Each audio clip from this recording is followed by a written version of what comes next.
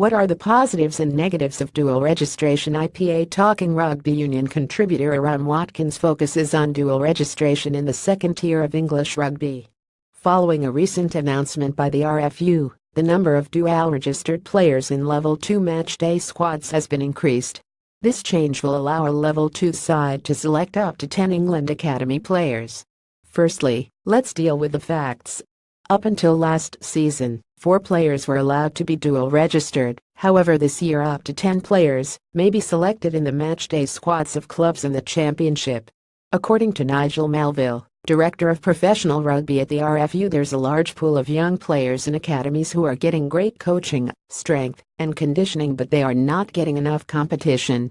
We are freeing up the movement to allow our young players to be put into environments where they can play on a regular basis and increase the level of competition time they get. It's about giving them opportunity. In principle, I am completely in favor of dual registration, but in the interests of balance, let's consider the positive and challenging aspects of dual registration. Dual registration is good for championship undoubtedly. The positive benefits of giving academy players a theater to express themselves is a huge massive plus point. Players available for clubs, so they do not have to employ so many players, and this would lead to less club expenditure and less financial insecurity. Players who aren't yet able to make in the Premiership squads would be able to gain vital experience in Level 2, and there may be a chance for clubs to gain a better quality of player for no cost in a dual registration deal. However, dual registration does present some challenges for the championship. Some considerations that I would make include it limits the opportunity for more professional rugby players, as less players will be signed up to championship squad because there would be less dual-registered players available. This leads to less chance of a youngster making it through a championship club, but also the employment opportunities available to players decreases.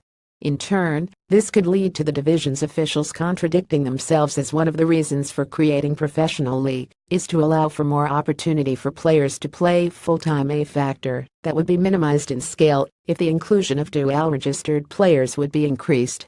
It could affect the quality of the league too, as players will be young and only still in the Premiership senior academies.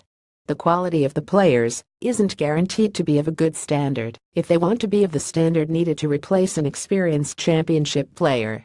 Clubs stop being clubs in some respects. Rugby clubs that are individually competing in a fully professional league would stop being individual clubs and more in the shape of second sphere development side of the clubs whose dual-registered players they're using.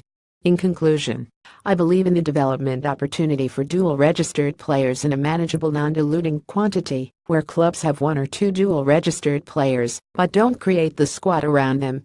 This way, the use of the dual-registered player system works for its use as players gain some experience at clubs, and clubs can supplement injuries with these replacement players. Hopefully, this would not have to compromise too much on quality. In this respect, dual registration could be a good thing. However, when clubs abuse the system and the contracted player to dual-registered player ratio becomes even, or in support of the dual-reg players, the system and order of dual registration becomes dangerous to both the clubs and also the league, as the clubs become Premiership second teams, aka feeder clubs, and the championship becomes a Premiership trial league. Also, players may not guarantee quality as they are free and on offer from Premiership sides. Like all new indicatives, let's work with it and see how it progresses over time. It could be that we see the positives without the challenges espoused causing too much of an issue.